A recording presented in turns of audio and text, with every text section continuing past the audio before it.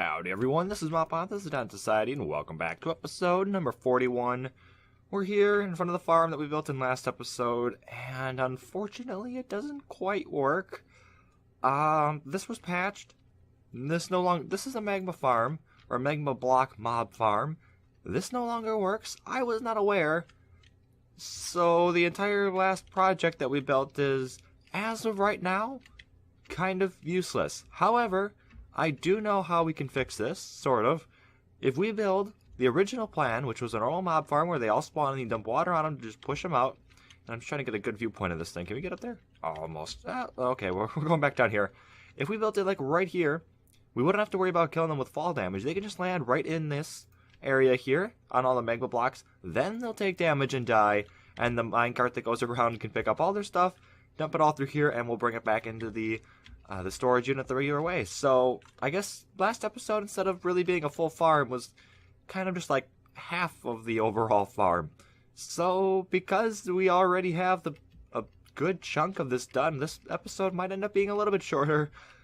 But also being said, I did not do anything in between episodes. I have not been on a whole lot over the last, I think it was like a day, maybe 2 days since the last episode was released.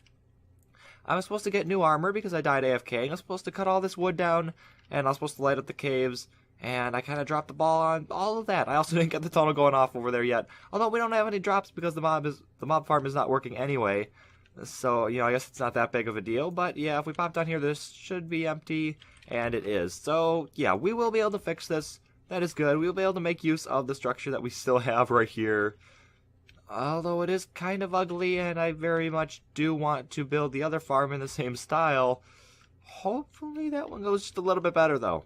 Okay, so here we have now the modified farm, at least part of it. We have it started, and if you look at it, this is basically the same as what we had before, although I took most of the half slabs off, and then put them up half a slab, and kind of made this kind of like tooth pattern almost. If we look here, yeah, it just kind of comes out, so we'll have, let's see, right here, and then back, so we'll have a dispenser right here with water, and that's just going to push them all off. The water will end right where all these blocks end, and then all the mobs are going to go right down into the magma blocks, where they'll then take damage and die. So that'll be pretty good. We did have to modify this slightly. Now, in the original design, which will be linked down below, it's a little bit different. You can see right here how this goes at 2 different lengths backward. So, like, this goes out, I think this is 7 blocks from the edge, and this one goes back to 6, and that's just because we did use 16 wide, and I didn't want to modify the original structure. I mean, I could have made it 1 wider, and then had that, that extra block in the middle, where it goes all the way back to here, but I wasn't too worried about that. It's not a big deal. We're probably going to have 2 more layers on top of this, so we'll have plenty of room to actually have mobs spawning. It should work pretty well. The one thing I am thinking, though, is that these probably caught quite a bit of light. I think sunlight does interfere with those, I was told, so I'll probably have to break those and put those back. That shouldn't be too much of an issue, though. So overall, it's actually pretty easy to change over the farm, especially because I'm not working really high up in the sky. That's probably the hardest part about this farm, is generally it's built really high up there, but yeah, this actually makes it a lot easier. I think if I build this in the future, I'm probably going to do it the same way, although I'm going to plan ahead for it and not mess it up the first time. Definitely not the prettiest thing on the ranch here, but it is working. Let's go on over here. I do have just this side set up. We have the dispensers in on this side, although there are no water buckets in there. We have those all over here. You can see they're all in there, so when we hit this button here, we'll see them all fire, and all the water is going to go right to the edge. So if there were a mob right here, they're going to go right off, and there are no lulls either, so there's no spots where they're going to get stuck. And you go right off the edge like that, they're going to go down there and die, as I've said before. So overall, looking pretty good. Do I have actually Death Strider on here? I do. This is the one pair of armor that I have that was actually enchanted. Let's turn that off. So this whole thing's going to run on a clock. Of course, it's going to activate that side as well, and the layers above this. But yeah, it's going to run on a clock, which can sometimes be a little bit wonky. I don't think I'm going to use a normal, like an etho hopper clock, because yeah, those can kind of get a little glitchy with chunk loading and unloading, so not sure what I'm going to use for that, but I do still need to build the rest of the farm. I might use like a chicken timer. Just a chicken on a pressure plate with a blank space next to it, so every time it hits the pressure plate, it's going to fire.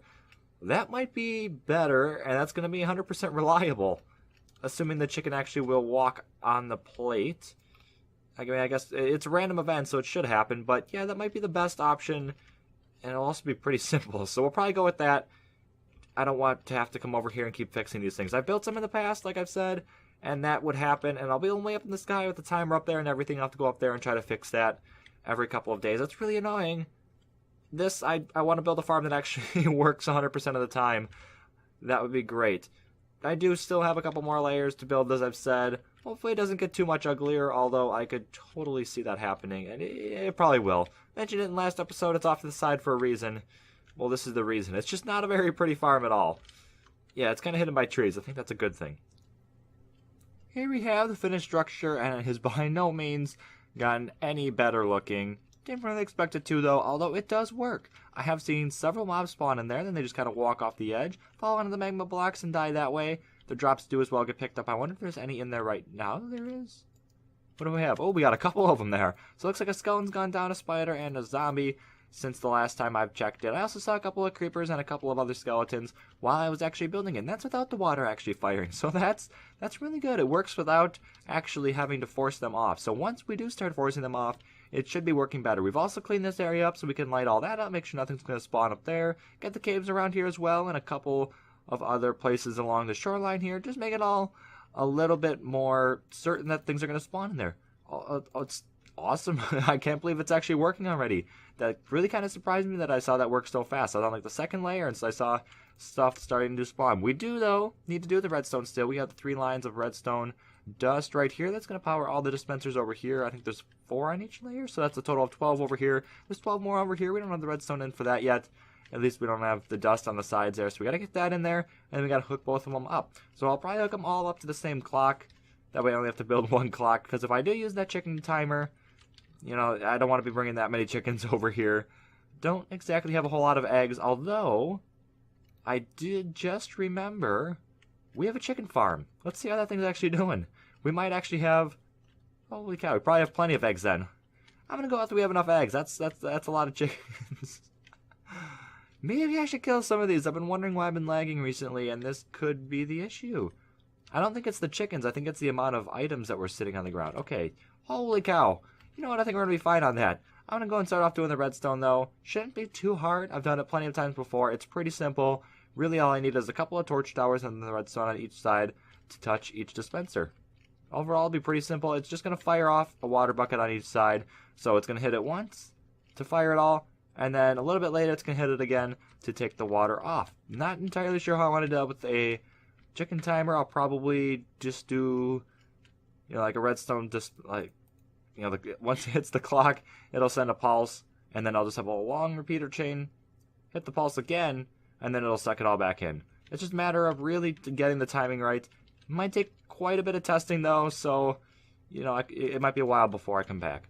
Alright, so we have now the redstone done, and I did end up going with the etho hopper clock. It's easier to build. If it does break, I will change it, but as long as it's working, I'm just going to leave it there. You can see it does fire actually pretty quickly. I only have about 20 items in there, so it's firing, I want to say, every 8 to 10 seconds. We could probably put quite a few more items in there, but it is working. Pretty awesome. If we come down here, I do have the hoppers that are collecting all the items, and I do have some of the items already collected, or, you know, stored in my inventory. Oh, there we go. So we got actually a good amount of drops. This thing does work pretty well. It does also cause quite a bit of frame rate lag, as you can see.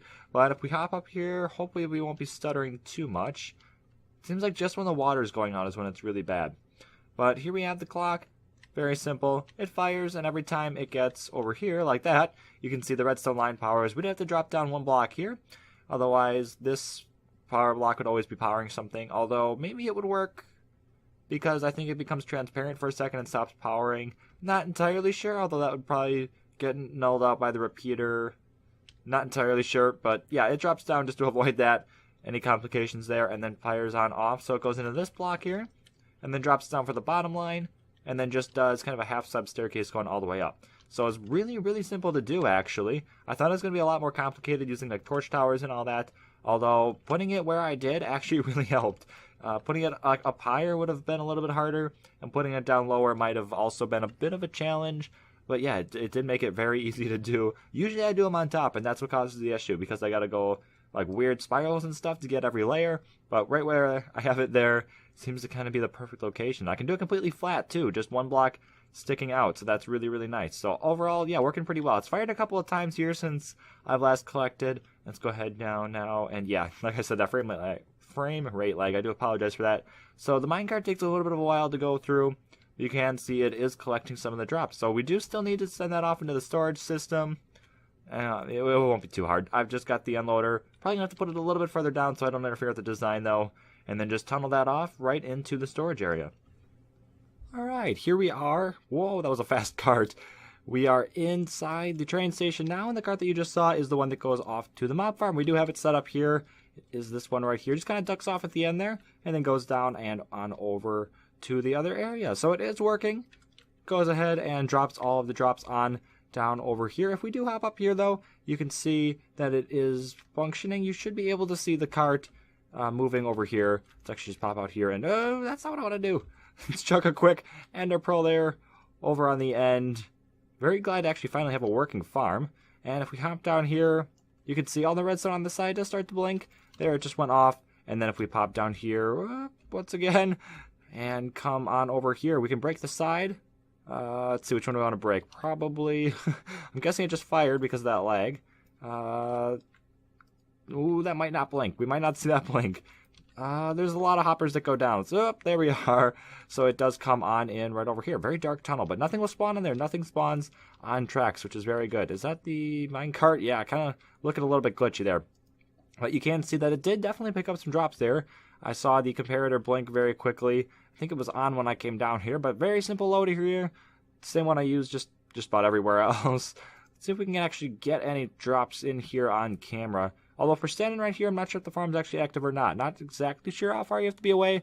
All I know is that if you are inside the, like the horse sanctuary up there, or even parts of the train station, it will fire completely normally. So it's all looking pretty good. Of course, right now is when I don't get any drops in there. So they're going to come back. I'm not sure if it's fired quite yet. Let's go ahead and hop back out here. And go ahead and patch that right back up here. So it's going to be 1, 2, and right back down. So it is now a complete farm, completely working, completely automated. Very, very nice design. We do have some material still to take back. I will get that back in just a moment here. Anyway, this has been MopBot. Go ahead and subscribe for more. I'm trying to hear if that farm will actually go off. Go ahead and subscribe for more, and I'll see y'all next time.